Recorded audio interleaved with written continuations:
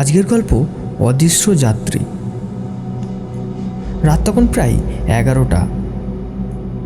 শহর কলকাতার ভিড়ভাট্টা পেরিয়ে একেবারে গ্রামের দিকে গাড়ি নিয়ে চলছে অরুণ। কাজের কারণে প্রায় তাকে রাতেই ফিরতে হয়, কিন্তু আজকে রাতটা যেন আলাদা লাগছিল। চারপাশে অদ্ভুত নীরবতা, রাস্তার দুপাশে কুয়াশায় জমে গেছে, যেন সাদা চাদরে ঢাকা পড়েছে পৃথিবী। বাতাসে হিমের শীতলতা, আর মাথার উপরে এক ফালি চাঁদ মেঘের আড়ালে লুকাচুরি খেলছে। রাস্তায় তখন প্রায় গাড়ি ঘোড়া নেই বললেই চলে। মাঝে মধ্যে দুটো একটা লরি চলে যাচ্ছে, তাদের হেডলাইটের আলো মুহূর্তের জন্য ছুঁয়ে এসে আবার অন্ধকারে মিলে যাচ্ছে। গাড়ির ভিতরে হালকা গান বাজছিল, কিন্তু সেই গানটা যেন ভয়ঙ্কর নিস্তব্ধকে আরও বেশি করে প্রকট করছিল। অরুণ গাড়ি চালাতে চালাতে ভাবছিল, এমন রাতে গাড়ি চালানো আসলেই ঠিক তো? গ্রামের রাস্তা তো আর শহরের মতো নিরাপদ নয়। হঠাৎই গাড়ির হেডলাইটের আলোতে একটা অবয়া ধরা দিল। রাস্তার ধারে দাঁড়িয়ে আছে একজন তরুণী।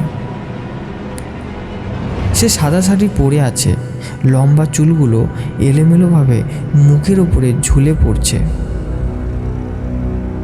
যেন ভিজে গেছে কুয়াশায়। মেয়েটা হাত তুলে ইশারা করছে, দাদা একটু লিফট দেবেন? অরুণ প্রথমে গা শিরশির করে উঠল। এত রাতে নির্জন জায়গায় একজন মেয়ে দাঁড়িয়ে থাকা মোটেই স্বাভাবিক নয়। তবু সে গাড়ি থামালো, কারণ মেয়েটির চোখের দিকে তাকিয়ে যেন অদ্ভুত এক করুণ আবেদন অনুভব করল। মেয়েটি আস্তে আস্তে গাড়ির দরজা খুলে ভিতরে বসল। তার গলায় প্রায় ফিসফিসানি স্বর, আমাকে সামনের মোড়ে নামিয়ে দেবেন, আমার বাড়ি সেখানেই। অরুণ কিছু না বলে মাথা নাড়ালো। গাড়ি আবার চলতে শুরু করলো, কিন্তু যতই সে গাড়ি এগোয় ততই একটা অস্বাভাবিক ব্যাপার তার চোখে পড়তে লাগলো। মেয়েটির শরীরে কোনো গন্ধ নেই। মানুষের শরীর থেকে যেমন সাবান, তেল বা ঘামের গন্ধ বের হয়, এখানে কিছুই নেই।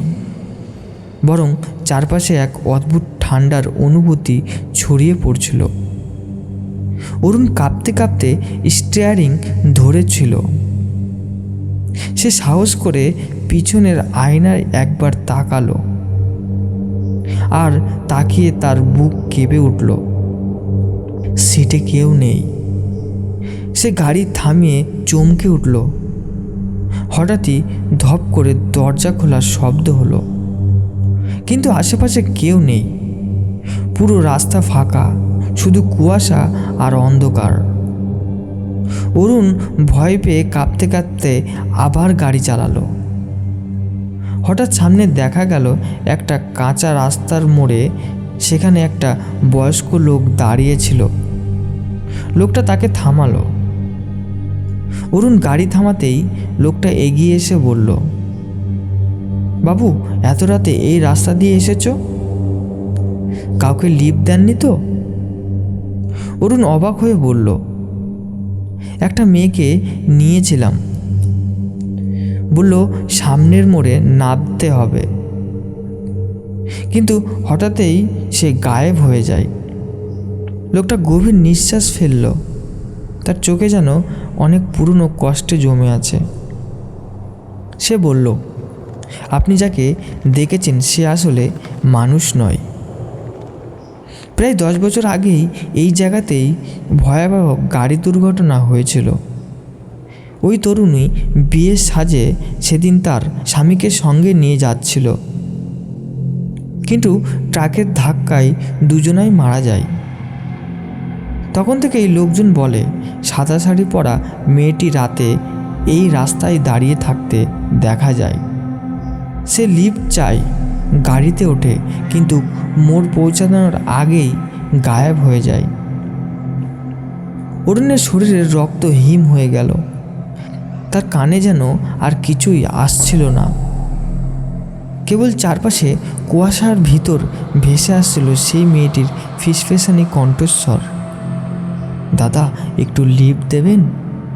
সেদিনের পর থেকে অরুণ আর কখনো এই রাস্তা দিয়ে যায় না রাতে। লোকজন এখনও বলে যে ওই রাস্তা দিয়ে যায় সেই মেয়েটিকে একবার অন্তত দেখবেই। কেউ গাড়ি থামায়, কেউ বা আবার ভয়ে চোখ ফিরিয়ে নেয়।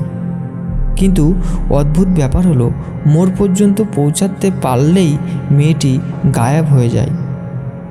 হয়তো তার আত্মা এখনও খুঁজছে সেই শেষ যাত্রার সঙ্গীকে, অথবা হয়তো এখনও বাড়ি ফেরার রাস্তা খুঁজে বেরোচ্ছে।